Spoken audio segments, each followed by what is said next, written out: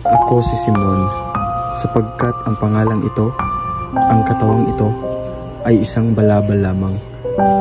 Sa ilalim nito, nabubuhay ang alaala ni Crisostomo Ibarra, isang pangalan na minsan ay sumasalamin sa pag-asa, sa pag-ibig, sa pananampalataya sa pagbabago. Ngayon ang pangalan ko ay kasing itim ng gabi.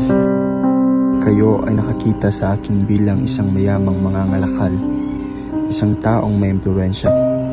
Ngunit ang kayamanan at kapangyarihan na ito ay may kasangkapan lamang. Mga kasangkapan sa aking paghihiganti. Ang paghihiganti para sa mga taong minahal ko. Ang mga taong namatay dahil sa kasakiman at karahasan ng mga Espanyol. Para sa Maria Clara, ang aking Maria Clara, na ang pag-ibig ay sinayang, ang kanyang kaluluwa ay nasugatan ng mga kamay ng mga simbahan at estado.